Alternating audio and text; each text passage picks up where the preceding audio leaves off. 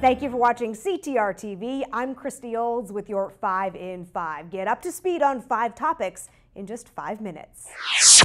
The Commission on Fiscal Stability and Economic Growth recently presented its final recommendations to the General Assembly. That 14-member commission met several times since its formation in December. CTR President Michael Barbaro served on the commission. It was charged with examining state revenues, tax structure, spending, and debt to determine ways to make the state more attractive to families and businesses. The Commission's recommendations include a comprehensive package of tax changes, spending adjustments, and reallocation of resources.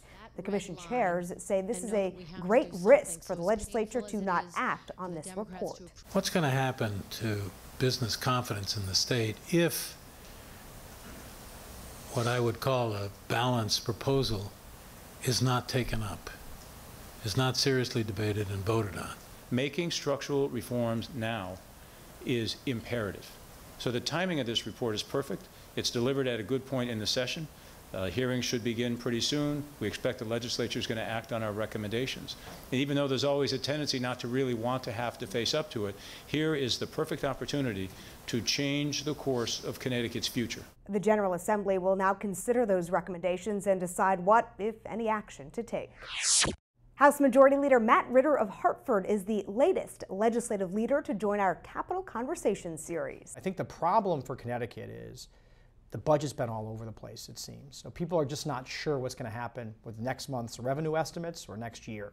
Ritter shared his thoughts on a number of issues and also discussed his family tradition of serving in the state house. Both his father and grandfather also were state reps for Hartford.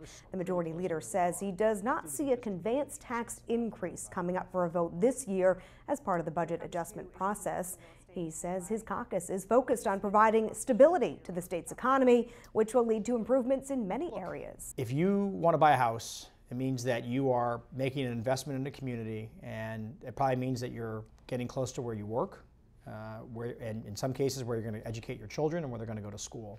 And all of these things are interconnected to me around good quality public education and good transportation.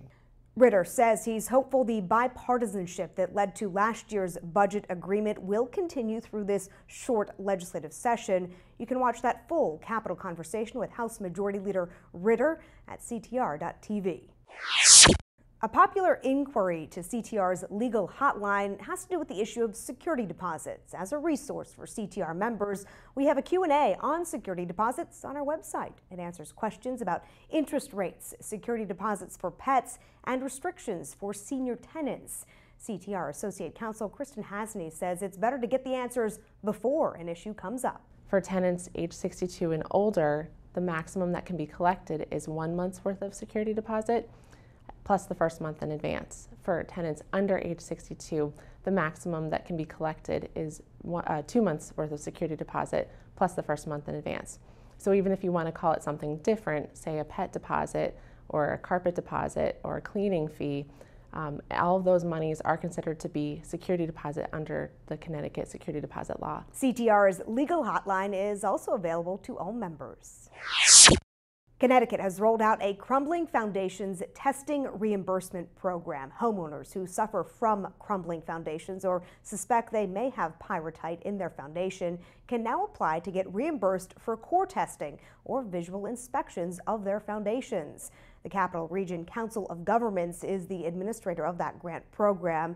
You can find eligibility requirements and an online application at foundationtesting.org. As a reminder, brokers only have until March 31st to complete continuing education credits for this license renewal cycle. You can find a wide range of live and online education programs to meet the requirements by checking with your local association. The Connecticut Department of Consumer Protection reminds all licensees that you must complete approved courses through a Connecticut-approved school, and that Connecticut does not exempt anyone from the requirement. Reciprocal licensees who took CE in your primary state can submit that information to DCP for consideration, but approval is not automatic. Any specific questions? Contact DCP. That is your 5 in 5. I'm Christy Olds for CTR TV.